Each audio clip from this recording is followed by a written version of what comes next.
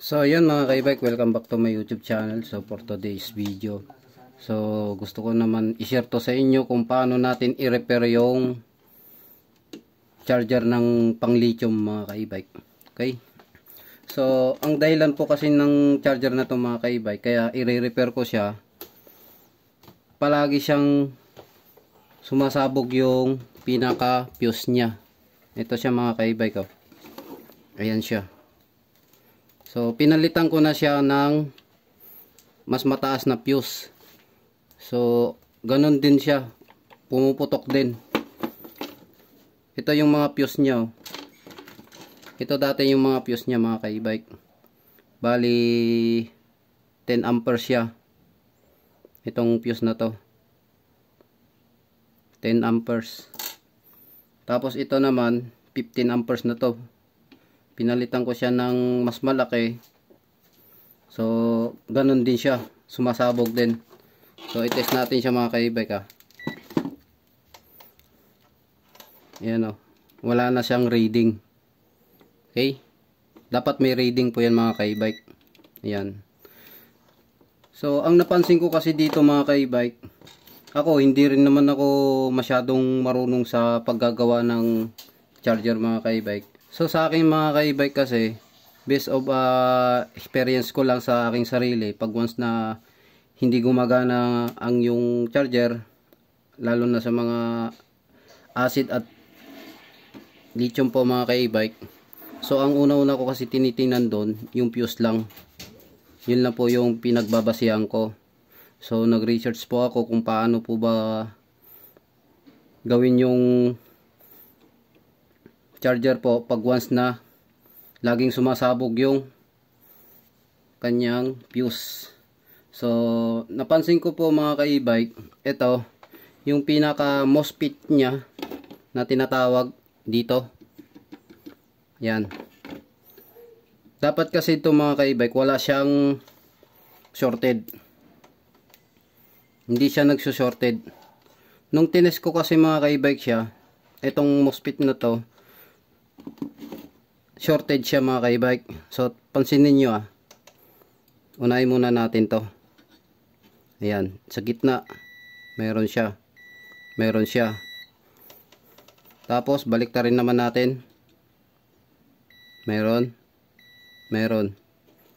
Bukan natin siya. Meron. Sa negative naman, ilagay natin sa gitna. Meron. Tapos negative ulit sa gitna. Doon pa rin sa dulo. Meron siya. Yun. So ito yung napansin ko mga kaibike. Ito shorted na, siraan na to mga kaibike.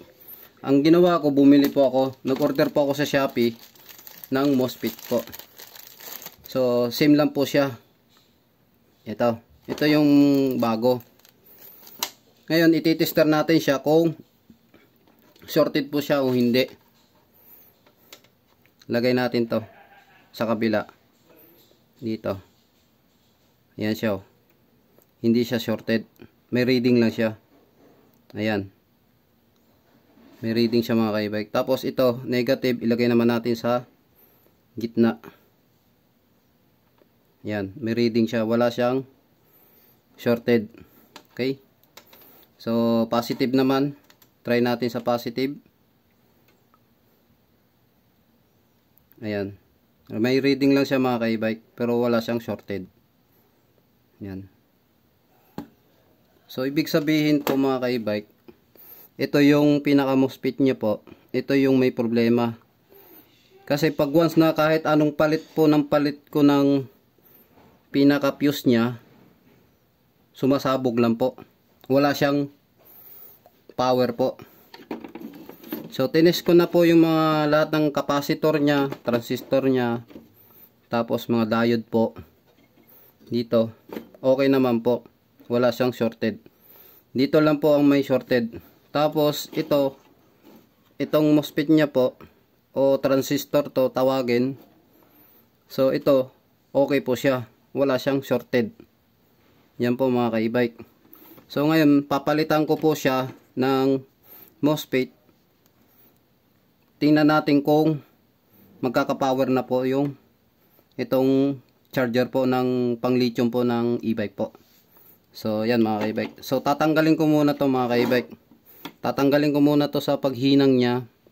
Tapos itong tornilyo niya, saka ipapalit ko po nito. Tapos papalitan ko po ng fuse po. So ito try ko kung gagana po siya o hindi. So try natin siya isaksak mga ka-e-bike ah. Ito yung outlet. Ayan. Yan po ah.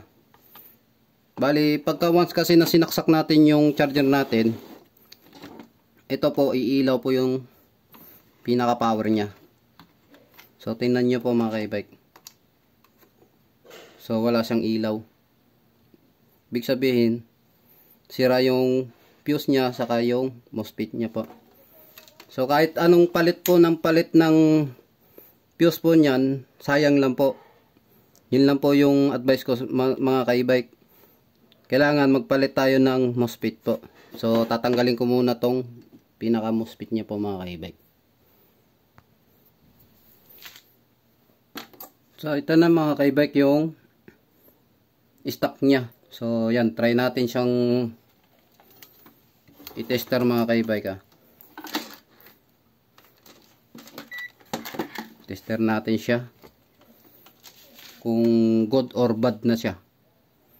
Try muna natin dito yung positive. Yun, may reading siya. Shorted siya mga ka-e-bike. Tapos igitna naman natin yung dito yung negative. Yun. Tapos dito naman sa kabila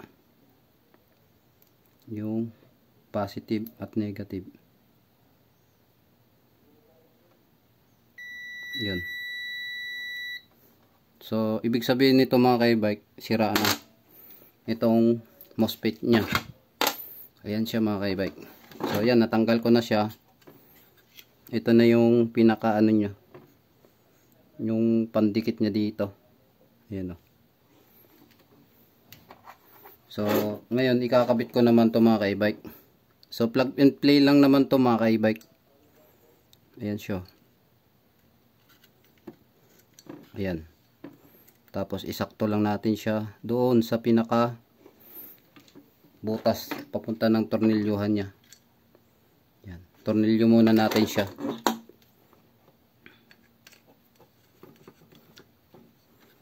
Sigpitan natin. Ayan. So pagkatapos niya mga ka-e-bike, ito naman yung check muna natin yung sa pan niya, baka matanggal. So yan, pagkatapos niya mga ka-e-bike, hihinangin ko naman siya, tapos papalitan ko siya ng bagong fuse. Ito siya mga ka-e-bike. So ganito din gagamitin kong fuse. Tataasan ko. Ayan siya.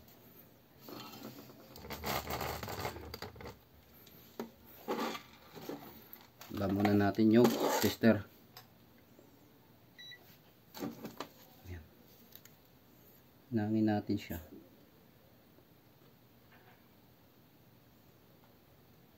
Tapos i-check na lang natin kung baka magkadikit yung sa paghinang natin. Double check natin siya.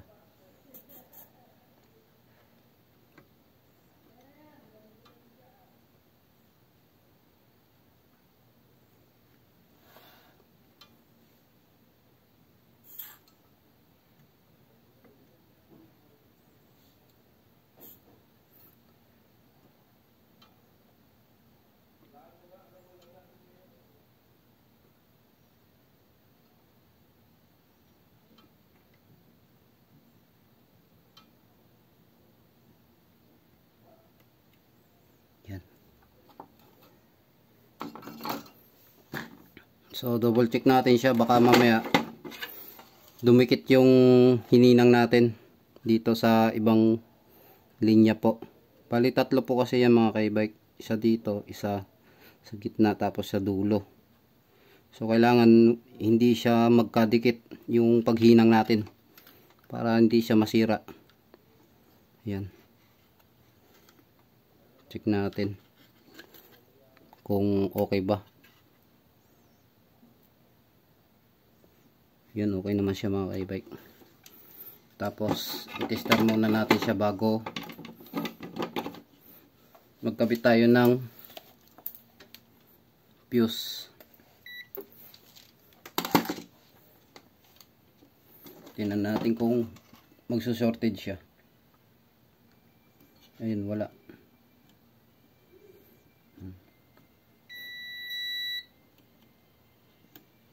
Ayun.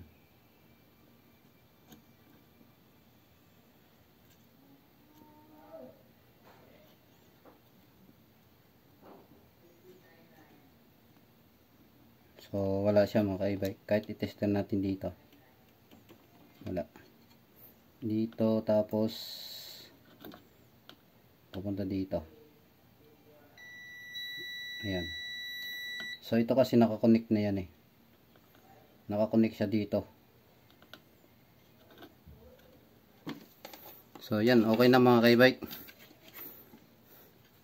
Tapos magpapalit naman tayo ng fuse. Tapos i-try natin siya kung masisira ulit o hindi. Palitan natin muna to mga ka-e-bike. So ito na siya mga ka-e-bike oh. Kinabit ko na yung bagong fuse. So yan. Ito siya. So yung luma niya po, ito. Putol na. Ayan siya. Siraan na yung pinaka tugtungan niya doon sa loob. Ayan. So i-tester natin siya. Try natin kung magre-reading siya. May connection. Ayan. Ayan. So yan na mga ka-e-bike. Ngayon susubukan naman natin siya kung gagana siya mga ka-e-bike o hindi. Kung masisira ulit yung pinaka fuse niya mga ka-e-bike. Okay?